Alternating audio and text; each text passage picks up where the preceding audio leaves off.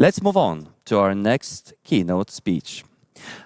Also, ladies and gentlemen, don't forget to fill up your cup of coffee and to get ready for the next topic on the importance and the practice of designing for values in AI from Dr. Stefan Buijsman, researcher at AI Tech at Technische Universiteit Delft.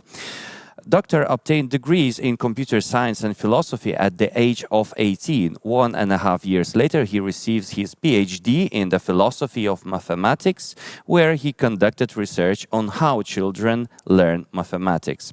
Combining research and popular science, he wrote 3 books for a broad audience on mathematics and most recently on the AI. One of these, Pluses and Minuses, has been published in over 20 countries, including by Penguin in the US. He now does research on the responsible use of AI at Technische Universiteit, focusing on the information users and decision makers might need to optimally utilize AI. With a round of your virtual applause, let's give it up for the Dr. Stefan Buijsman, researcher at ATAC, with the keynote speech, The Importance and the Practice of Designing for Values in AI.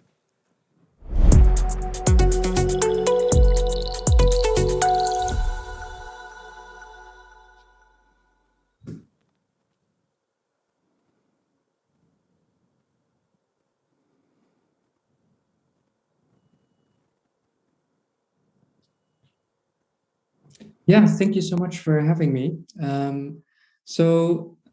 Hello, doctor. Do you hear me well? Yes, yeah, I hear you. Amazing. So, without any further ado, the floor is yours. Yeah, thanks. Exactly, I'm at TU Delft, and one of the things we're very busy with is trying to figure out how we can get all these ethical values that we've been hearing about in the previous 2 talks already into these AI systems. The reason, of course, that we're doing this at Delft and at the Design for Values Institute, which I'm also working at in particular, is because there is this enormous potential of AI that we're highlighting in this event. So for companies, just to go through a couple of examples, and I'm sure you'll hear much more during the day, we can have AI in logistics, financial predictions, hiring, fraud detection. There are so many great uses for AI that we want to be able to do this. We want to be able to use all this technology. But the main question we're focusing on in Delft and that I'm working on is how we can do this responsibly. Clearly, and the previous 2 talks have also been highlighting this, that's still a very much an open challenge. So there are lots and lots of these ethical challenges around trying to use AI. And even though we've gone through examples in these previous talks, I still want to give 2 examples that are maybe a little less familiar, just to warm up and for the people who are just joining us on where these things might lead to issues. One example here would be for investment decisions. Amazon, for example, a couple of years ago, when it first started to roll out its same-day shipping initiative, tried to use algorithms to determine which neighborhoods in the cities they targeted to first offer these services in. They used information on, for example, how far away the different warehouses where they were shipping from were from these neighborhoods. But primarily, they were focusing on financial information. Where were their prime customers located? How much were they spending per year? How could the AI best predict what the returns on investments would be for covering additional neighborhoods? So they wanted to use these algorithms to optimize these financial returns. And as such, that's, of course, a perfectly good use of AI. It can really help here to make those decisions more objectively. The only thing is that Amazon forgot to check afterwards what decisions the AI had actually made and ended up implementing according to these maps. So what you'll see here is 4 of the different cities where they started same-day shipping, and all the blue areas were covered by this initiative. And the gray areas were left out, so they didn't get access to the service just yet. In some cities, that again can be perfectly defensible. So Atlanta, for example, might simply have warehouses in the north, and that's why the upper part is covered and the southern part isn't. But if you take a slightly longer look at these maps, and particularly at the one in Boston, you'll see that the neighborhoods were sometimes very specifically singled out.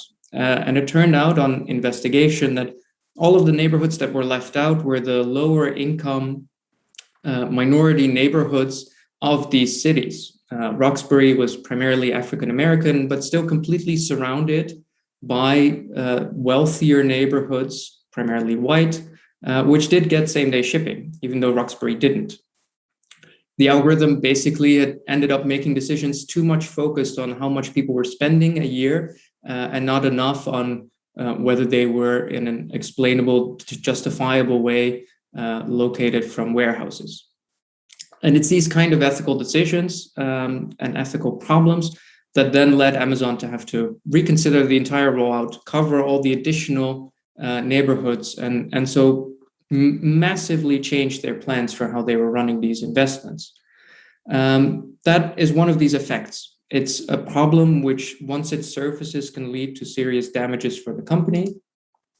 And there are more of these cases that are popping up all the time. One that I haven't heard about so much as of yet, but that's slowly starting to come up, is the use of AI in targeted advertising and dynamic pricing, where just as with the financial considerations from Amazon, you see AI algorithms geared towards earning as much money as possible, and therefore offering advertisements to products to the people who can best pay for it. So high-income individuals are much more likely to receive advertisements and to receive discounts, ending up paying less for the same products than people with lower incomes, simply because high-income individuals are much more likely to click on these advertisements and to actually pay for the product. It's these. So here too, you see this kind of inequality pop up. These interactions with AI that end up violating some of the values we have, even though other values, financial values primarily, are fitting in very, very well with these technologies. The question then is, what can we do about this? The clear conclusion so far has been that when these kind of ethical scandals come out, companies end up with reputational financial damages. There's also much more regulation coming up where the responsibility for these kinds of ethical values being realized in the technologies is put squarely on the companies. The previous talk, we've just heard very extensively how these regulations are going to affect us, what kind of impact this can have, and the massive fines that can come with not meeting these requirements on AI from an ethical standpoint. And so the question becomes, how are we going to do this? Now, that's what I want to focus on for most of this talk. And the framework I'm using for this is to look from a standpoint of values. Values is also how, for example, the European Union talks about ethics, where they have 7 different headings in their framework for trustworthy AI, which you can see as these different values that we want to see in our AI systems. So we want human oversight, safety, privacy, transparency, diversity, accountability. All of these different values we want to see realized in our AI systems. And the big challenge is, how are we going to do this? Because despite the fact that this is coming up as a regulation and we have these lists of what we want to see in our AI systems, it's very often left at these abstract statements of values. Just the mere fact that we want transparency, for example, in our AI systems, doesn't tell you as a company how to implement this, what these technologies should look like. And there's quite a big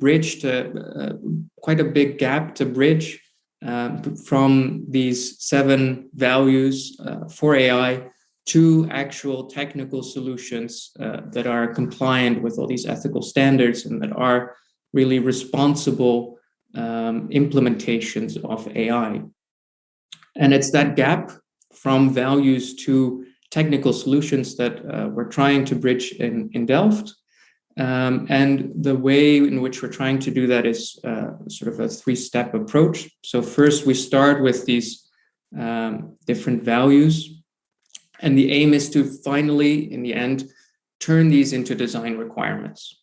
I'll go through the whole procedure in more detail a little later on, but basically we want to know which values we have.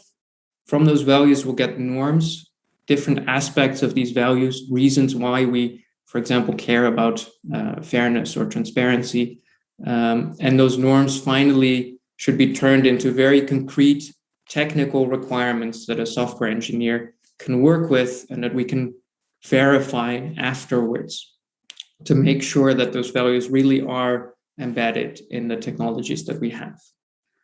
So if we take an example of what this might look like in practice, there might be a value of privacy, which is a value we care about and has different aspects that you'll see in the norms column here. So we might care about risk mitigation, autonomy, security for these different individuals.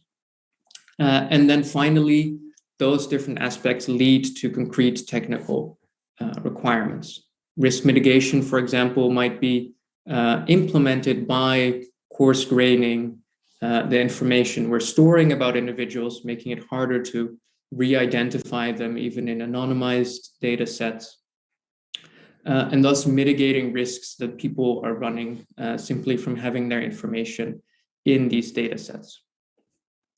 It's in this way that finally these values are clearly getting expressed in the designs, and it's not just vague talk about us caring about safety or anything. There are very, very concrete consequences of the values we have in the technologies that we design. And a nice way of seeing this is not to directly look at technological solutions, but rather to look at design of a more familiar, immediate nature. A good example is one of the bridges in New York, which at the time was designed to be high enough for cars to pass under them, giving the wealthy white population of New York access to the parks that were on the other side of the bridge, recently designed and updated by the same architect as the architect for the bridge. But despite the bridge being high enough for these cars, it was too low for buses to pass under these bridges, which meant that the poorer population, which needed to use these buses to get around, didn't have access to private cars, were excluded from these parks and these beaches that were laid out by the architect, not in any direct manner, but simply through the design of these bridges by making access much more difficult compared to wealthier individuals with access to cars. So you can see these values being expressed in design with these bridges. You can have it with, for example, benches where aspects of the design can make them more hostile to people sleeping on them, as opposed to if we were to leave out the handrails in the middle. And these are often and ideally would be conscious choices about how we are designing these products, how we're designing these technologies. The fact that this can happen and that we can have these values in our design means that it's also a good idea to have an active involvement of these values in the design lifecycle for technologies. So one of the things we want to introduce and from this design values in design perspective is to look at this development process also from a value perspective.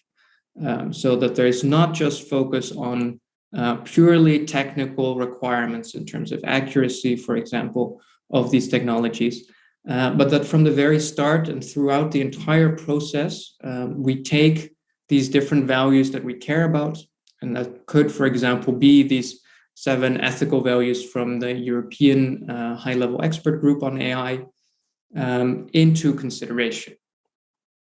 The way that would look more or less is what you can see here, where you would start in the top right with an empirical investigation, hence the green border on the outside there, an empirical investigation into what kinds of values different stakeholders would have for the technology that we're designing, say for a specific healthcare algorithm or a hiring algorithm, whatever particular AI technology we're working on.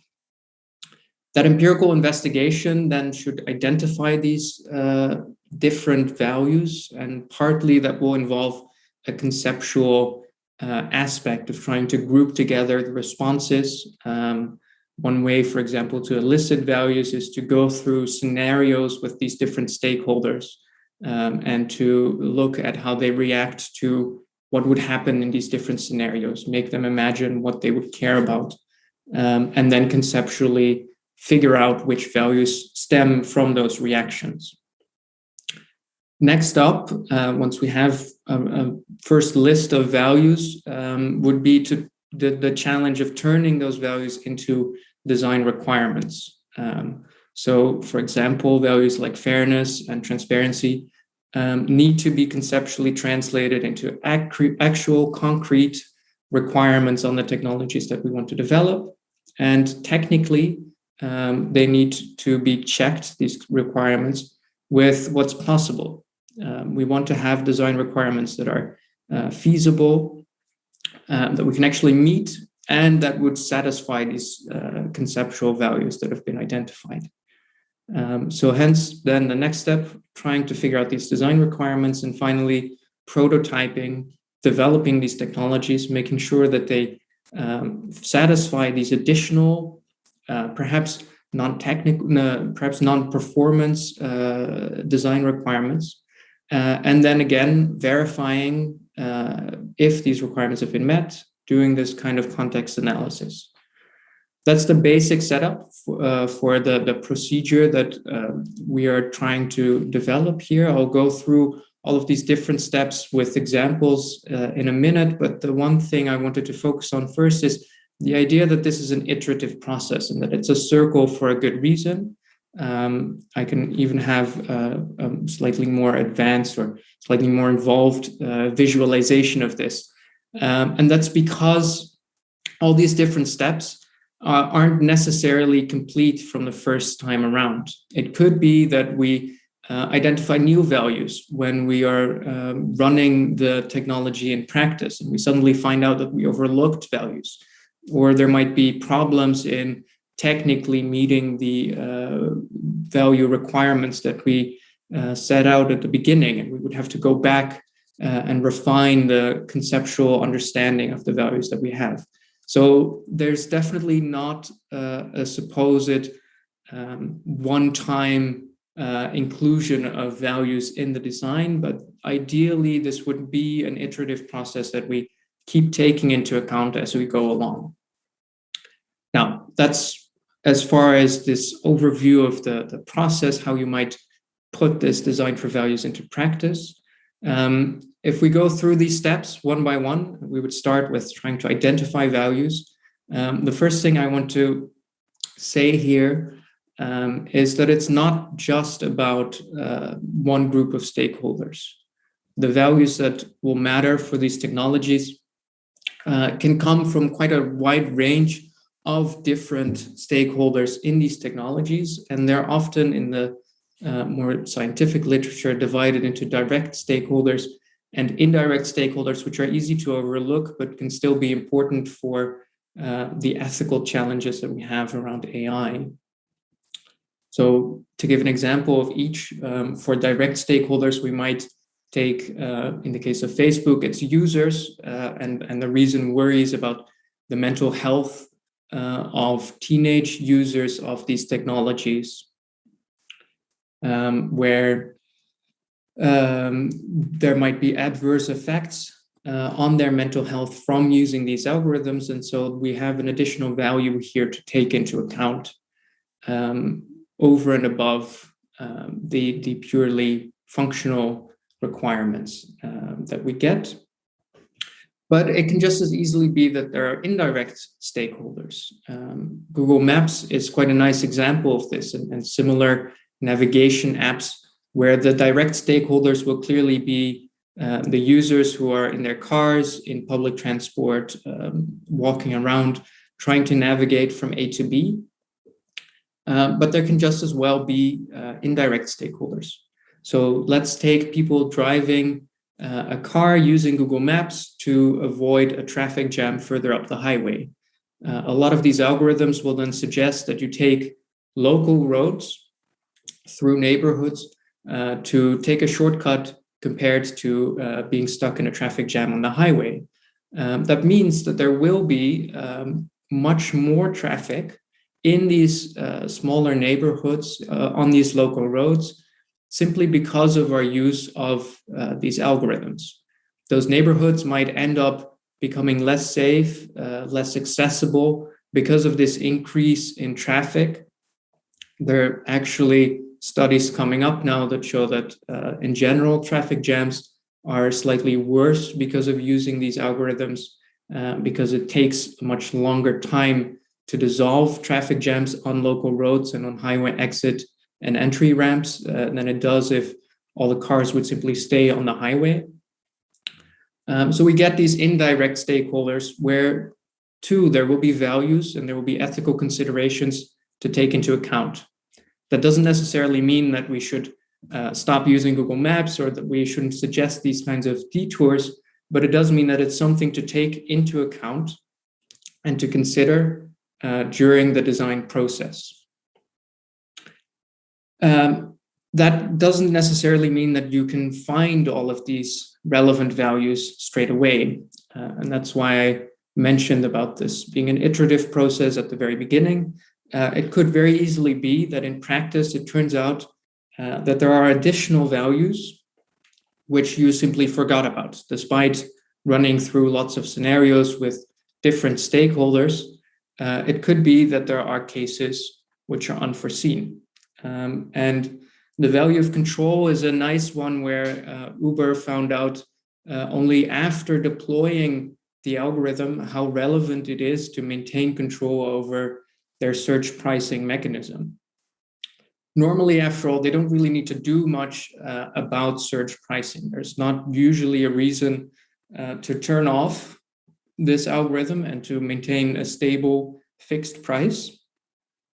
Until, that is, in 2014, there was a hostage situation in Sydney, and lots of people wanted to flee from this potentially dangerous situation. They all opened up their apps, tried to book a ride out of the city center, and the search pricing algorithm naturally picked up on this incredible increase in demand and sent prices skyrocketing.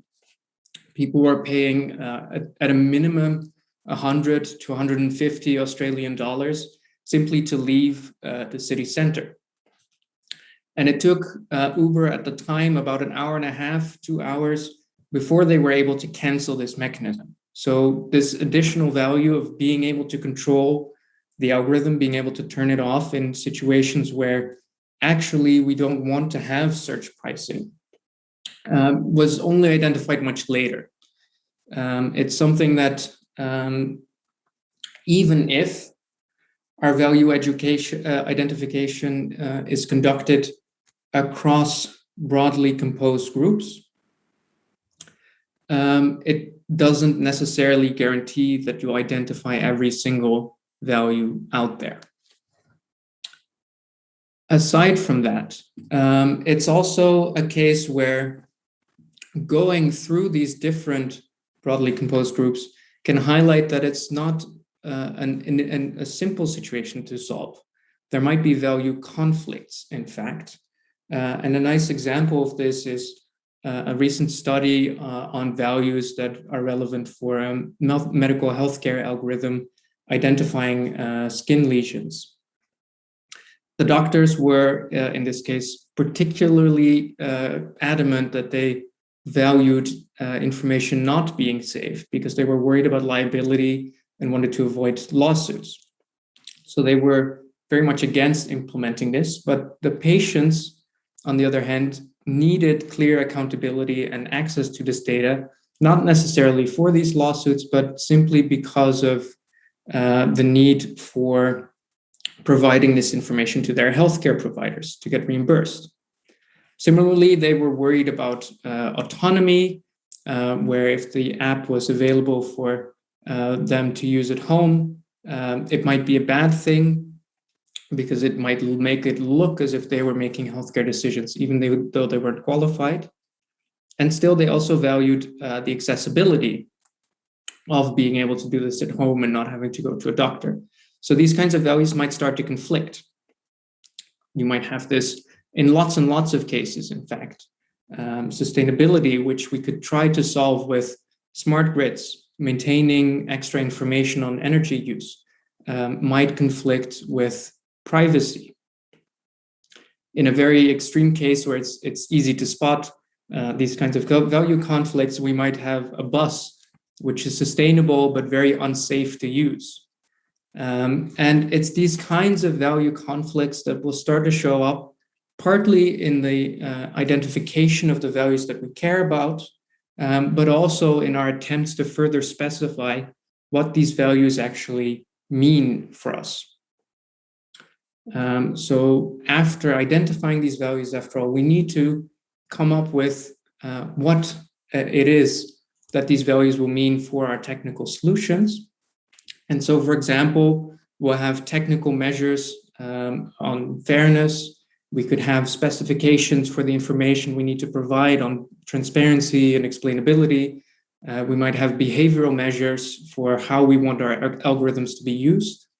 And it's finding these specifications that's a very, very big challenge, even if we manage to get our values right and clearly identified. On fairness, for example, and this might be a familiar issue to a lot of you, there are lots and lots of different fairness measures available. We might look at the total percentage getting a positive decision from a particular algorithm. Or we might look at the accuracy of these algorithms being the same for different groups, where, as we now know, it's impossible to have both of these measures, equal amounts of possible positive decisions and equal accuracy for all groups, be satisfied at the same time. We'll have to make these kinds of choices on how we are going to understand, how we're going to specify these values. And as we are making and building these technical solutions, it might turn out that it's actually not even possible to meet some of these fairness requirements. In the case of credit scores, for example, in the US, it turns out that there's a certain bias where people with low incomes receive less accurate credit scores than people with high incomes. And that's not necessarily because of how these algorithms work or because of some kind of discrimination there, but simply because there's much less data available for people with low incomes. They take out fewer loans, they make fewer relevant financial transactions in order to make good credit scores. So it might not be technically feasible to require equal accuracy for all of these different groups in the case of credit scores.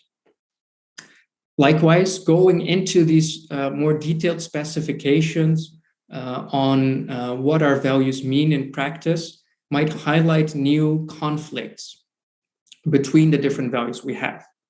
A nice example of this is that there's a conflict between privacy and fairness, where if we have a fairness measure that, for example, has different thresholds for different groups, then being in a case where you get a loan even though your income isn't as high as you would expect for the majority group might violate your privacy because it signals that you're part of a minority.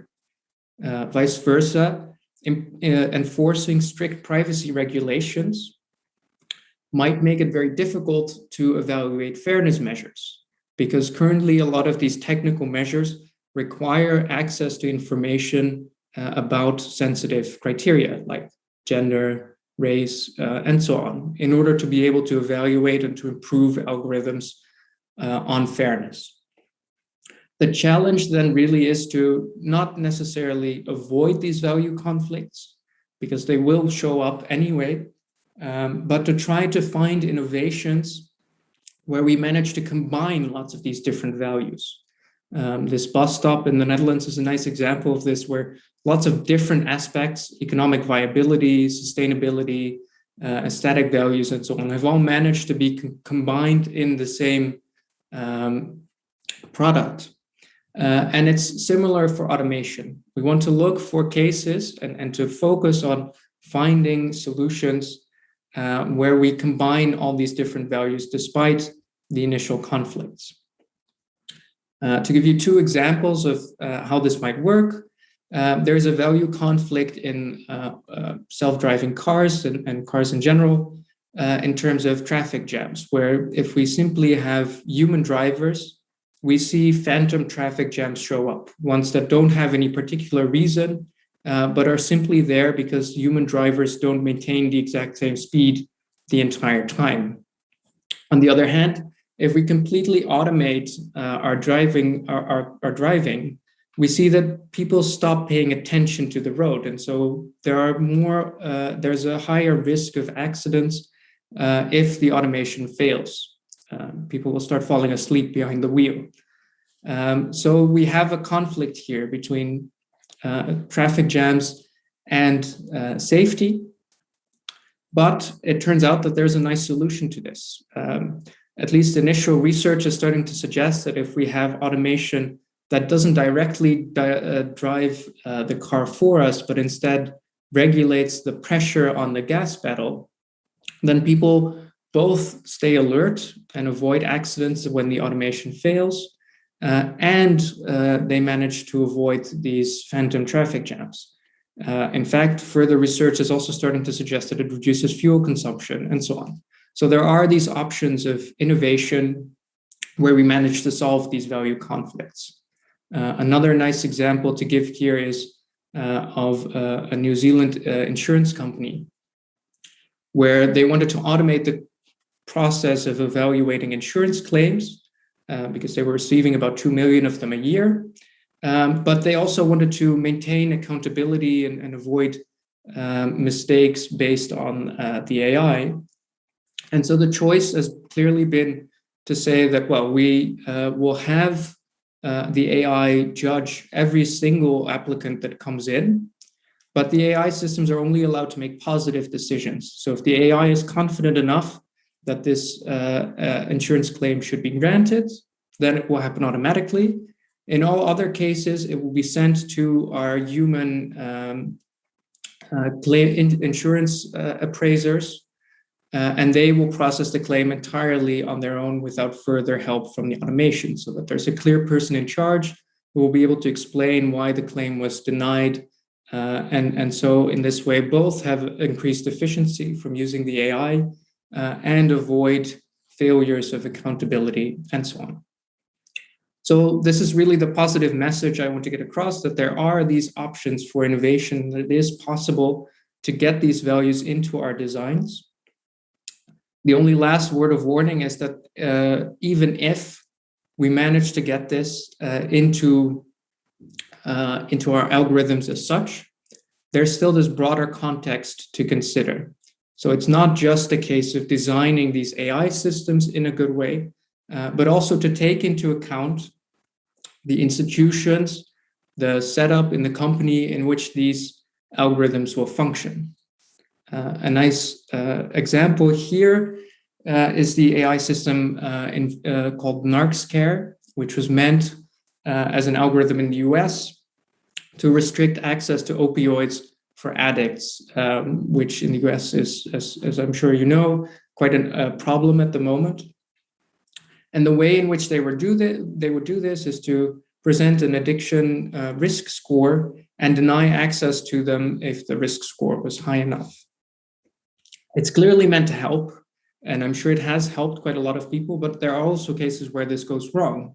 For example, a case where a patient was in serious pain but was refused access to painkillers, probably because of medication that was prescribed to her dog and that the algorithm picked up on. Now, here it is the context that led to the issue. Because even though doctors are supposed to still make their own evaluation and are supposed to only be informed by the risk scores of this algorithm, they were legally required to pay attention to these algorithm scores, and they could lose their license and be prosecuted if they weren't following the algorithm closely enough.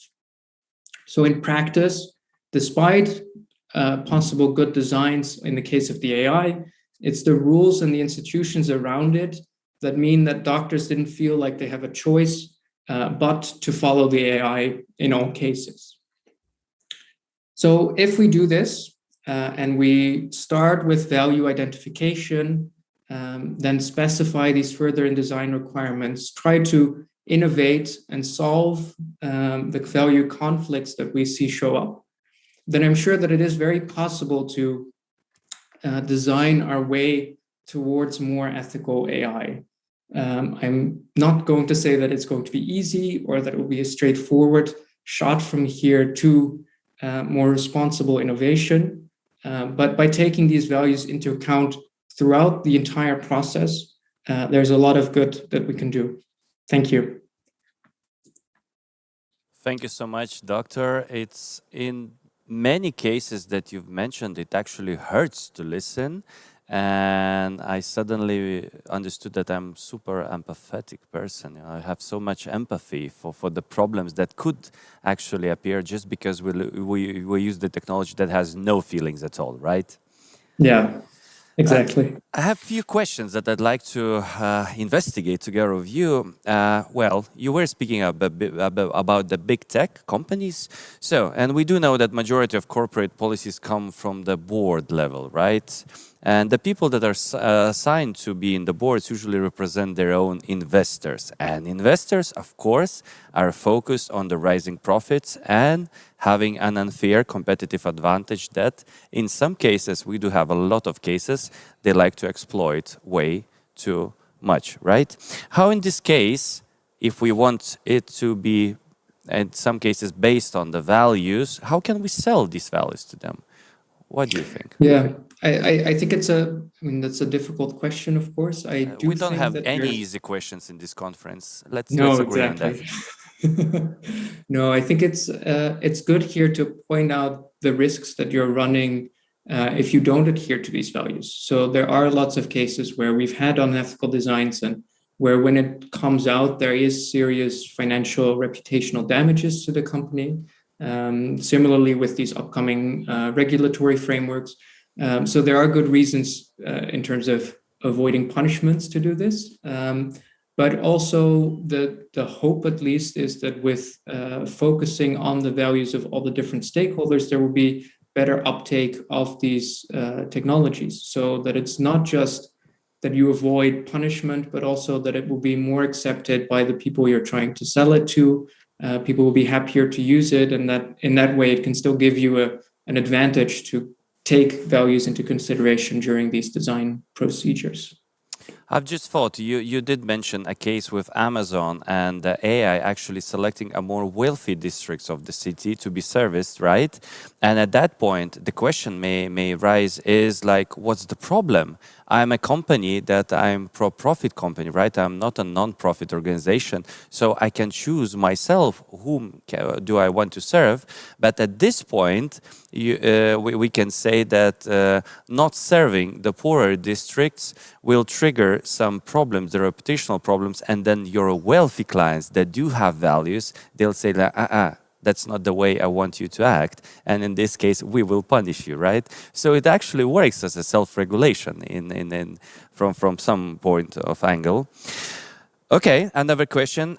We do know that AI gives a green light for a real personalization, if we can say like this. But at this point, it also takes away the chance to discover new things and empowers the most dark human feelings. We know what happens, right? With those algorithms on YouTube and how pretty intelligent people suddenly become flat earthers, just as an example. What can we do here in order not to stop innovation, but at the same time to safeguard users that don't have enough of the critical mindset? Yeah, so I think here too, it's a question of trying to find ways to counter cognitive bias. So I happen to know there has been some recent studies on showing warnings that particular search results would likely reinforce your opinion, and to use more technology to actively suggest perhaps take a look at this instead. So it might be that these technologies are hard to implement, or that they won't necessarily improve the bottom line directly. But I don't think that it's necessarily the case that these technologies are doomed to reinforce our opinions, to lead to these echo chambers.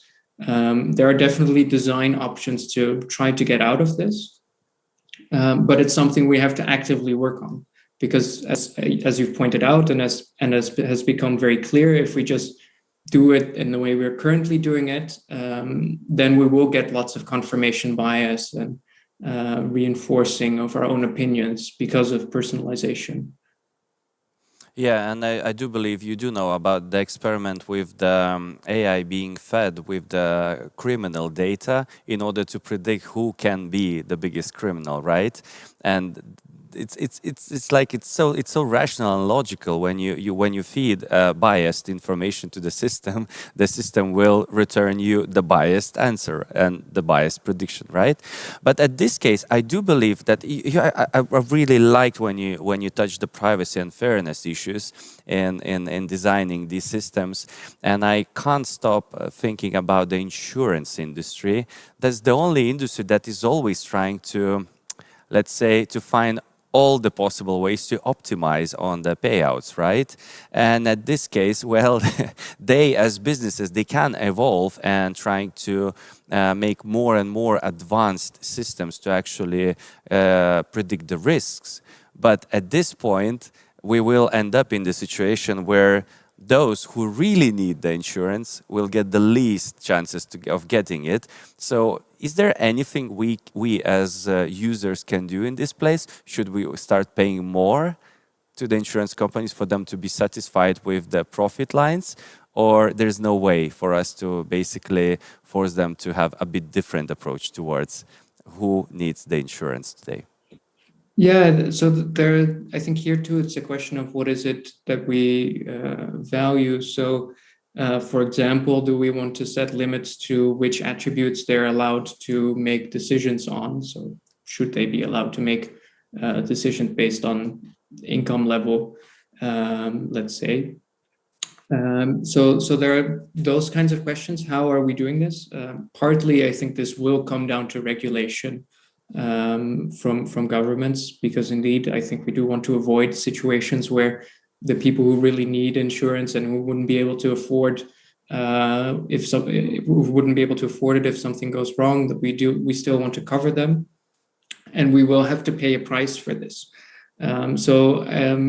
I think, as is so often the case with these kinds of ethical questions, it's not necessarily the case that we can automatically innovate our way out of this, and there's a perfect system where no one needs to pay for the coverage of the few who aren't able to do it.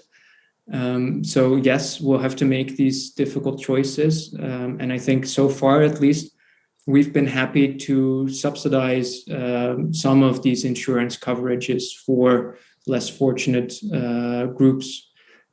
So I hope we will maintain that stance, and that we don't sort of use technology as a smokescreen to abdicate ourselves from responsibility. But yeah, there too, I think it's a case of how we design these systems depends on our ethical standards. Absolutely, and maybe it's a pretty good time to actually redesign those algorithms that were created 30 years ago, because the life has changed. The life expectancy also has changed. There's so many changes happening in the societies, and we still operate under the old rules. Okay, doctor, in order not to finish with something, let's say, pretty negative, or with this shallow thoughts in mind, could you say something, send some message to the businesses that are watching this conference today, or for the younger specialists that are super keen on actually building the better future? Yeah, sure. Well, so I think as I was trying to say in the presentation too, there is a lot of room for co-designing these systems, for making sure that we take into account these values, and that by working with diverse groups, looking at different stakeholders, we manage to build AI technologies that are responsible and that aren't simply focused just on our bottom line, but that are also ethical and manage to do this well. So I think the fact that there is this room to engage in responsible innovation is a really great opportunity and hopefully can set an example for how we're innovating our way into the future with AI.